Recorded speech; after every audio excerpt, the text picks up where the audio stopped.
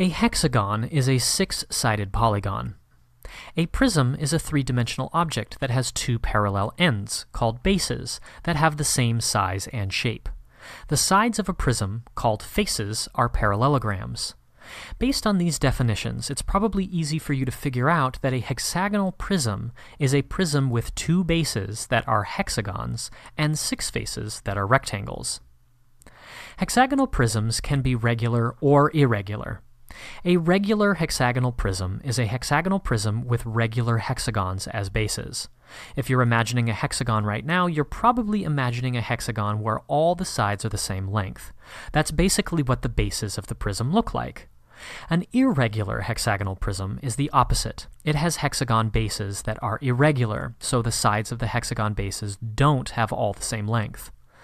There are hexagonal prisms to be observed in the world around us. Some examples include a pencil, before it's sharpened, of course, a nut, or a stone, among many others. Because hexagonal prisms show up everywhere, it can be useful for some of us to know how to calculate the surface area and volume of these objects. The surface area of a 3D object is the area of all of the object's surfaces added together.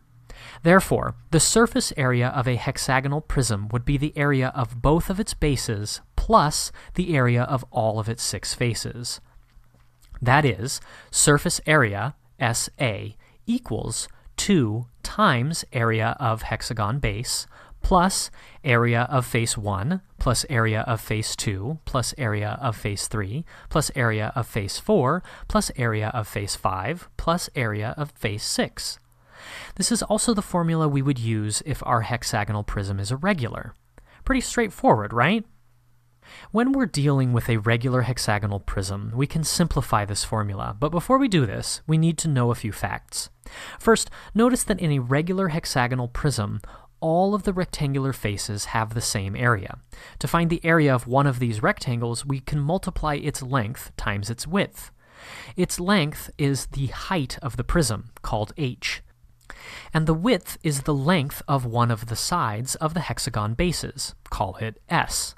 Therefore, the area of one of the rectangle faces is sh, and all six of the faces have this same area. Second, we notice that a regular hexagon has an apothem. An apothem is the line from the center of the hexagon to the center of one of the hexagon's sides. When we know the length of a regular hexagon's apothem, A, and the length of one of its sides, S, we can find the area of the hexagon using the formula A equals 3AS. Using these facts, we can simplify our surface area formula. This simplification gives that the surface area of a regular hexagonal prism is SA is equal to 6S times A plus H, where S equals the side length of the base, A equals the apothem length,